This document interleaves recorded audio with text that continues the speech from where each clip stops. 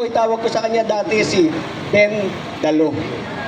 Di ba? Pangalan niya Ben, ang apelido niya Dalo, kaya si Ben Dalo.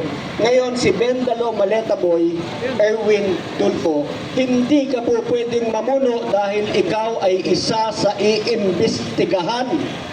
Yung mga taga-senado, yung mga pulis, nadidinig ninyo, kanino kayo kakampi? At sinumpaan ninyo konstitusyon, saligang batas, poprotektahan ninyo. Anong proteksyon ang ibibigay ninyo kung papanig kayo sa mga magnanakaw? Yes. Diba? Paano nyo igagalangan sa aligang batas ang inyong sinumpaan? To serve and protect the Philippine Constitution. So help me God. Nakakampi ka sa magnanakaw. Meron dyan kumaharang pa Ayaw mo pasukin sa Senado. Yung senador, nakakita kayo ng ganong kabubong tao? Anak ng tinapay. Yun yung tinatawag namin na ano tawag mo ron? Yung ulang, yung shrimp? Hipon! Tapon ulo. Alam niyo yan? Waulo. Anyway, yun lang po sa akin paalala, huwag po ninyong indahin yung naging halalan kahapon dahil wapo lahat. Lahat po yun walang bisa.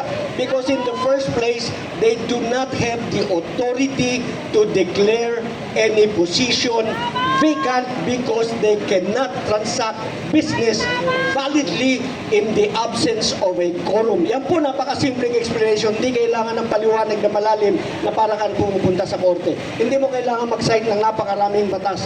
Yun lamang pong number 1 requirement. Maraming salamat po. Mag-stay po tayo dito. Kung pwede, dumami tayo rito. Mas marami sa kanila. Nakakahiya binabantayan tayo ko, konti lang tayo, parami tayo.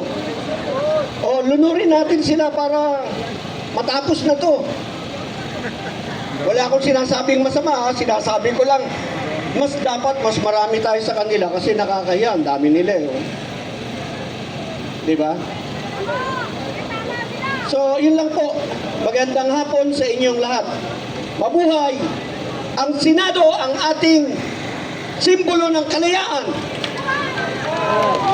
Maraming salamat, retired Brigadier General and Attorney Vir Garcia. Ayan. Sa